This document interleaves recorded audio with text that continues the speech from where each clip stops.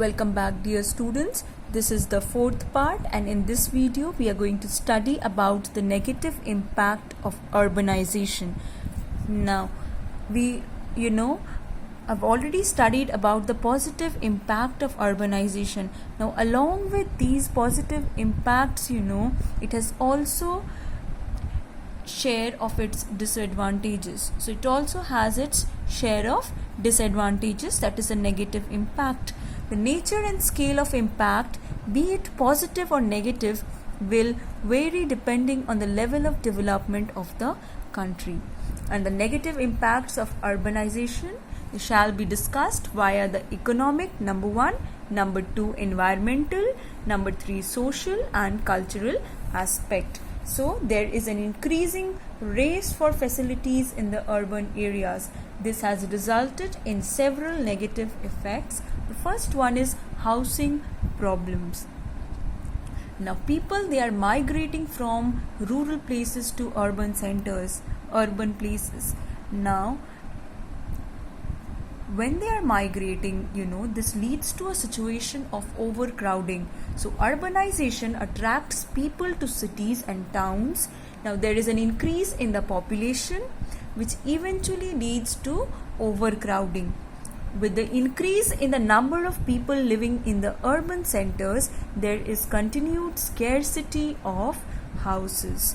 So this is due to the lack of public utilities, number 1, number 2, poverty, number 3, unemployment, 4, costly building materials affordable by only a few individuals, and lastly, insufficient spaces for housing. Next is unemployment. Now the problem of joblessness is the highest in the urban areas, and it is even higher among the educated people. It is estimated that more than half of the unemployed youths around the globe live in metropolitan cities. So more than, what is the estimation over here? More than half of the unemployed youth, they live where? In the metropolitan cities. Although income in urban areas is high, the cost of living makes the income seem very low. The increasing relocation of people from rural or developing areas to urban areas is the leading cause of urban unemployment. So since the number of people aspiring for jobs is more than the jobs available, unemployment is a natural outcome of the situation. Next is development of slums. Now the cost of living in urban areas is very high. When this is combined with random and unexpected growth as well as unemployment, there is a spread of unlawful settlements represented by slums and squatters. So what is a slum, or what are slums? So they are firstly the unlawful settlements. And slums are urban areas that are heavily populated with substandard housing and very poor living conditions. And the cost of living, we know, in urban area is very high. When this is again combined with random unexpected growth as well as a situation of unemployment, then there is the spread of settlements, unlawful settlements, that is represented by slums and squatters. The picture that they have given over here, this is a slum near Bandra station, Mumbai. Next we have water and sanitation problems. On account of overpopulation in most urban centers, the sewage system becomes a problem. Municipalities and local governments are faced with serious resource crisis in the management of sewage facilities. As a result, sanitation becomes poor and sewages flow chaotically as they drain into neighboring streams, rivers, lakes or seas. Eventually, communicable diseases such as typhoid, dysentery, plague, diarrhea spread very fast, leading to sickness and even deaths. Overcrowding also highly contributes to water scarcity as supply falls short of demand. So in the situation of overpopulation, the sewage system becomes a major problem. Now, municipalities and local governments both are faced with serious resource crisis, in the management of these sewage facilities.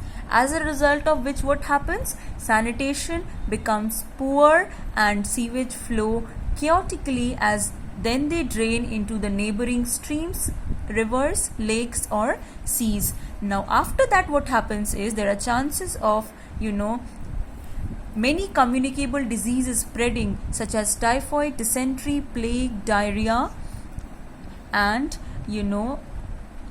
sometimes even deaths. So overcrowding also leads to water scarcity, as supply then falls short of demand. Next is urban crime. Issues like overcrowding, unemployment, poverty, and lack of resources, social services, and education habitually lead to many social problems, including violence, drug abuse, and crime. Besides, poverty-related crimes are the highest in fast-growing urban regions. So again, slum conditions make maintenance of law and order very difficult. So patrolling, especially, is often not on priority list of law enforcing officers. Unemployment and poverty then force people to engage in these anti-social activities, that is violence, drug abuse, crime, and often they become a breeding ground for criminal activities. So poverty related crimes are highest in fast growing urban regions. Next is destruction of habitats. Now this is another negative impact on the environment that is due to urbanization. What is this? Destruction of habitat. The conversion of a natural area to an urban area for more people means the destruction of whatever was there previously. When wetlands, for example, are paved over, an ecosystem is lost and any species dependent on that ecosystem die out in that area. A less drastic example is that of erosion. Valleys tend to contain fertile topsoil which gets washed away if the valley is urbanized. So in the process of urbanization, what happens? There is this conversion of natural area to an urban area, and this conversion means destruction of whatever was there previously. For example, when wetlands are paved over, an ecosystem is lost. An ecosystem is lost means the species dependent on that ecosystem die out in that area. And even a less drastic example they have given over here is that of erosion. Valleys tend to contain fertile topsoil which gets washed away if the valley is urbanized.